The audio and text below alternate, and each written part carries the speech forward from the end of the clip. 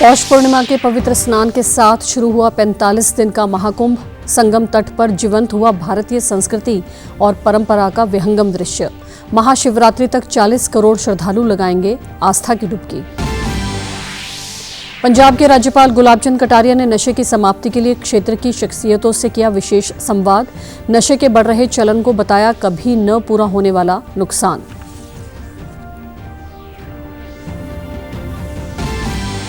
और हरियाणा के मुख्यमंत्री नायब सिंह सैनी ने ग्रामीण युवाओं के लिए एक साथ 250 जिम का किया उद्घाटन। कहा, अंतर युवा क्लब खेलों को वार्षिक खेल कैलेंडर में किया जाएगा शामिल।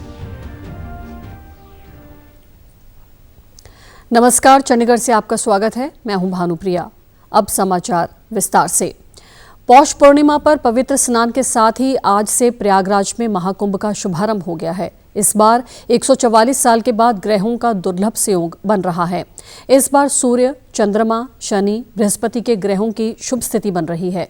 ये भी कहा जा रहा है कि ये शुभ संयोग समुद्र मंथन के समय बना था। त्रिवेणी के संगम में सुबह से देश विदेश से आए श्रद्धालुओं ने आस्था की डुबकी लगाई।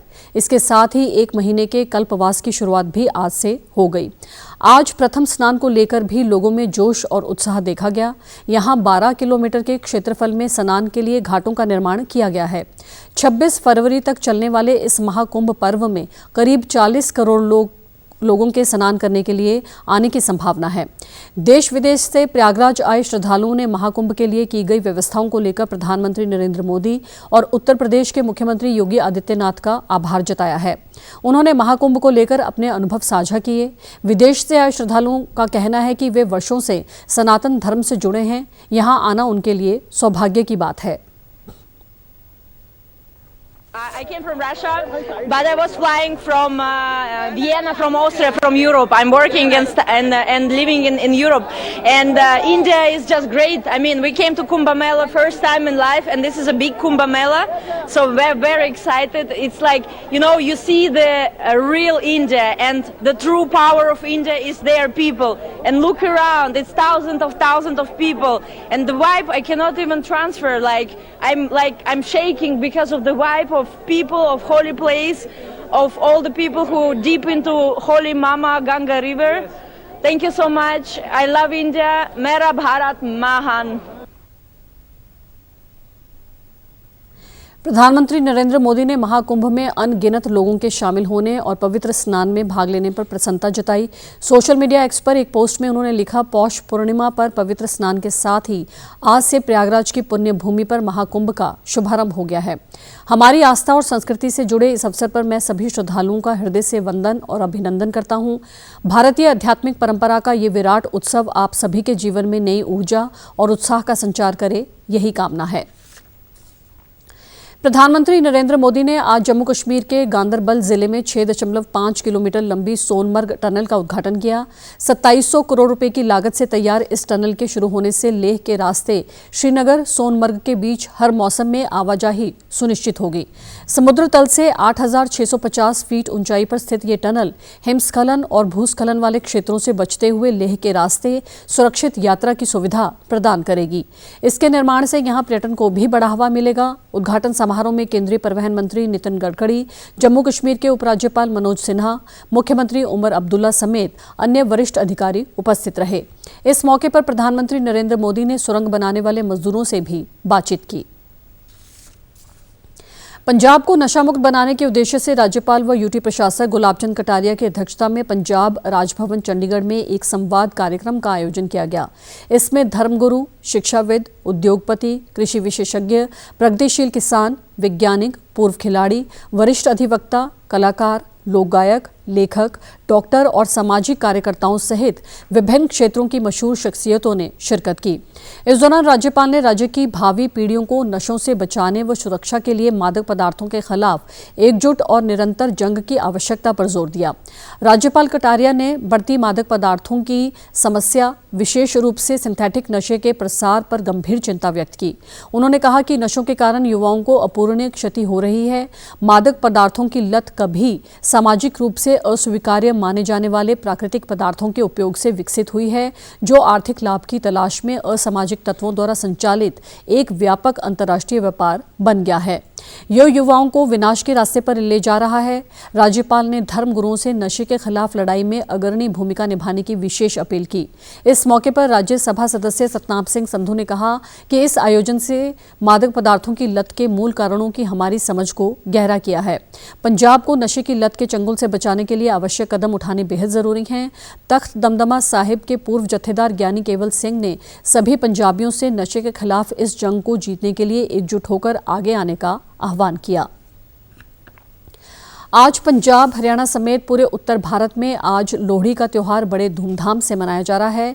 यह पर्व सर्दियों की लंबी रातों के समाप्त होने और गर्मियों के लंबे दिनों के स्वागत का प्रतीक है।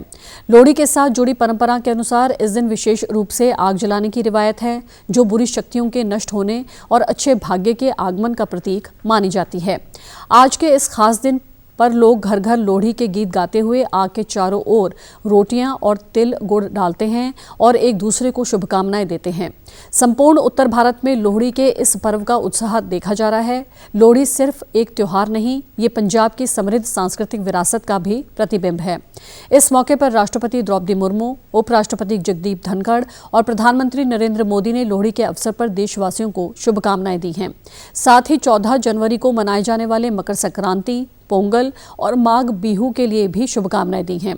राष्ट्रपति द्रौपदी मुर्मू ने कहा है कि ये त्योहार देश की अमीर विरासत का प्रतीक है। ये लोगों के जीवन में उत्साह और खुशियां लेकर आते हैं। इस मौके पर हरियाणा के मुख्यमंत्री नायब सैनी और पंजाब के मुख्यमंत्री भगवंत मान ने अपने अपने सोशल मीडिया एक्स पर प्रदेशवासियों को शुभकामनाएं देते हुए लिखा कि ये पर्व आपके जीवन में सुख, शांति और समृद्धि लेकर आए। पंजाब के मुक्तसर जिले में 40 मुक्तों की याद में आयोजित वार्षिक ऐतिहासिक जोड़ मेले माघी के धार्मिक कार्यक्रम आरंभ हो गए हैं। मेले को लेकर सिख गुरुद्वारा प्रबंधक कमेटी और जिला प्रशासन की ओर से तैयारियां पूरी कर ली गई हैं। कल गुरुद्वारा शहीद गंज साहिब में श्री अखंड पाठ साहिब आरंभ करवाए गए। सिख गुरुद्वारा प्रबंधक कमेटी द्वारा संगत के रहने और लंगर आदि के लिए विशेष प्रबंध किए गए हैं। बता दें कि 12 से 14 जनवरी को श्री दरबार साहिब व भाई महासिंह दीवान हॉल में धार्मिक समारोह करवाए जाएंगे, जबकि 14 जनवरी को श्री अखंड पाठ के भोग डाले जाएंगे। इसके बाद 15 जनवरी को नगर कीर्तन सजाया जाएगा। बुधवार को निहंग सिंह गतके और घुड़सवारी के करतब दिखाएंगे। इसी दौरान विभिन्न सियासी दलों की ओर से कॉन्फ्रेंस भी की जाएगी। हरियाणा के मुख्यमंत्री नायब सिंह सैनी ने कल पंचकुला में राष्ट्रीय युवा दिवस और स्वामी विवेकानंद की 163वीं जयंती आयोजित राज्य स्तरीय समारोह में बतौर मुख्य अतिथि शिरकत की। स्वामी विवेकानंद की जयंती को युवाओं को समर्पित करते हुए सीएम ने अनेक घोषणाएं की। मुख्यमंत्री ने युवाओं से प्रदेश को नशे जैसी सामाजिक बुराई से मुक्त करने का आह्वान किया। उन्होंने कहा कि स्वामी विवेकानंद ने भारत में नवजागरण का शंखनाद किया था। उन्होंने देशवासियों में आत्मसम्मान और गौरव से जीने की लौ तथा आध्यात्मिक जागृति पैदा की। मुख्यमंत्री ने ग्रामीण युवाओं के लिए एक साथ 250 जिम का उद्घाटन भी किया। साथ ही 8 अधिसूचित खेलों के लिए मुफ्त खेल उपकरण, राज्य के वार्षिक खेल कैलेंडर में अंतर युवा क्लब खेलों को भी शामिल करने की घोषणा की। मुख्यमंत्री ने बताया कि 8 अधिसूचित खेलों के लिए मुफ्त खेल उपकरण दिए जाएंगे। इन खेलों में वॉलीबॉल, फुटबॉल, बास्केटबॉल, हैंडबॉल, मुक्केबाजी, कुश्ती, जूडो और क्रिकेट शामिल हैं।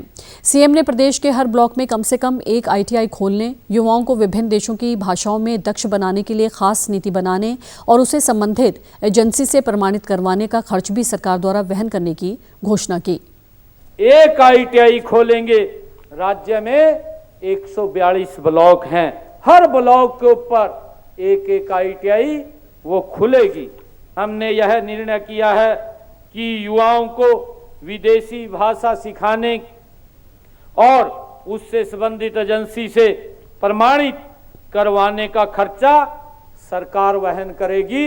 ये भी निर्णय आज हमने किया है। इससे पूर्व मुख्यमंत्री ने युवाओं को नशे के खिलाफ जागरूकता के लिए प्रेरित करने वाले गीत का लोकार्पण किया, जिसको गायक नवीन पुनिया ने गाया है। उन्होंने आईटीआई के प्रशिक्षुओं को ऑफर लेटर के साथ एनएसएस के अवॉर्डी युवाओं और वॉलंटियर्स को भी सम्मानित किया। उन्होंने बताया कि आज से हॉटरॉन एडवांस्ड स्किल सेंटर परियोजना शुरू कर रहे हैं। इसके तहत पहले वर्ष में 87 एडवांस स्किल सेंटर खोले जाएंगे। हम हॉटरॉन एडवांस स्किल सेंटर परियोजना शुरू कर रहे हैं।